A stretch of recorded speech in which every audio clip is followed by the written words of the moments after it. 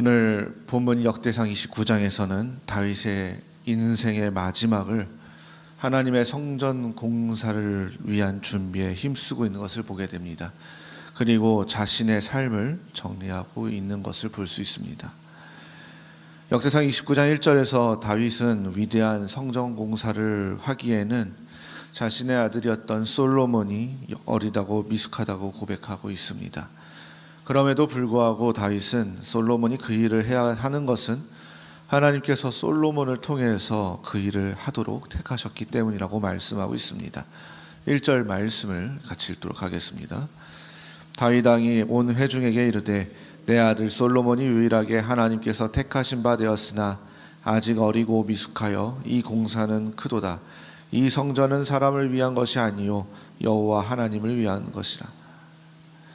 경험이 많은 다윗이 아니라 미숙한 솔로몬이 그 일을 해야 한다는 것은 사람들의 생각으로는 이해할 수 없는 부분입니다.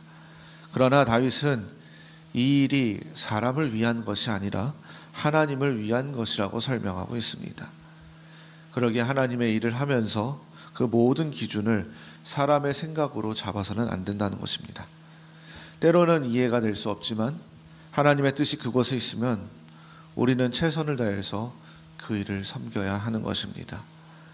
다윗은 하나님의 일을 이루기 위해서 최선을 다하였습니다. 그래서 2절 말씀을 보면 다윗은 성전 건축을 위해서 성전 기구를 만들 금과 은과 놋과 철, 나무, 만호, 보석 등을 힘을 다하여서 넉넉하게 준비하였습니다. 그리고 3절에서는 이것 외에도 자신이 소유한 금과 은을 하나님께 드리게 됩니다. 이처럼 다윗이 하나님께 자신의 소유를 아낌없이 드릴 수 있었던 이유는 그 성전이 하나님의 성전이었기 때문입니다.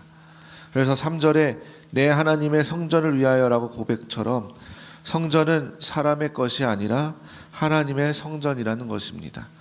하나님의 성전은 온전하게 최선을 다해서 지어져야 합니다. 이 교회는 세상 사람들은 건물을 교회로 생각하지만 교회는 단순히 건물이 아니라 바로 하나님의 자녀들이 모인 공동체입니다. 그리고 이 말은 진리라는 겁니다. 그러나 이런 공동체가 귀한 것처럼 하나님께 예배를 드리는 이 처소 역시 굉장히 중요하다고 말씀드릴 수 있습니다. 또한 우리가 묵상하는 이 하나님의 말씀은 단순한 종이가 아니라 바로 거기에 기록된 내용이 중요하다는 것입니다. 그러나 그 내용을 담은 우리가 가진 이 성경책 역시 우리에게는 귀한 것입니다. 이처럼 다윗은 성전 안에서 이루어지는 제사를 중요하게 생각했지만 이 제사를 행하는 장소인 하나님의 성전을 건축하는 것 역시 매우 중요하게 생각했습니다.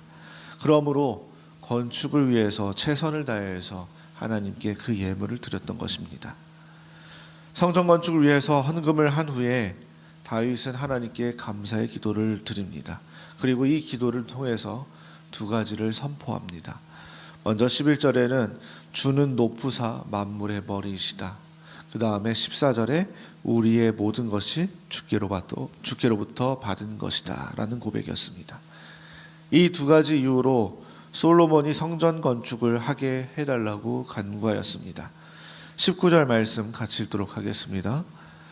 또 내 아들 솔로몬에게 장성된 마음을 주사 주의 계명과 권면과 율례를 지켜 이 모든 일을 행하게 하시고 내가 위하여 준비한 것으로 성전을 건축하게 하옵소서 하였더라.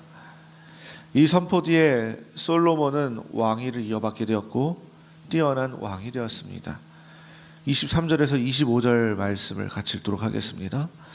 솔로몬이 여호와께서 주신 왕위에 앉아 아버지 다윗을 이어 왕이 되어 형통하니 온 이스라엘이 그의 명령에 순종하며 모든 방백과 용사와 다윗 왕의 여러 아들들이 솔로몬 왕에게 복종하니 여호와께서 솔로몬을 모든 이스라엘의 목전에서 심히 크게 하시고 또 왕의 위엄을 그에게 주사 그전 이스라엘 모든 왕보다 뛰어나게 하셨더라. 아멘. 말씀을 맺겠습니다. 오늘 말씀처럼 우리의 자녀들 역시 성전을 세우는 사명자가 될 수 있도록 끊임없이 기도하시는 우리 성도님들 되시기를 바랍니다. 이 사명을 감당하기 위해서는 하나님께서 자녀들에게 복을 부어 주셔야 할 것인데 그것을 위해서 우리가 끊임없이 하나님께 간구해야 할 것입니다. 무엇보다도 우리가 다윗과 같이 미래를 준비하는 신앙의 모범이 되는 부모가 되어야 할 것입니다. 그런 부모가 되기 위해서, 그런 믿음의 신앙인이 되기 위해서 하나님을 더욱더 의지하시고 붙잡으시고 은혜를 간구하시는 우리 모든 성도님들 되시기를 주님의 이름으로 소망합니다. 오늘 주신 말씀 기억하시면서 함께 기도하시겠습니다.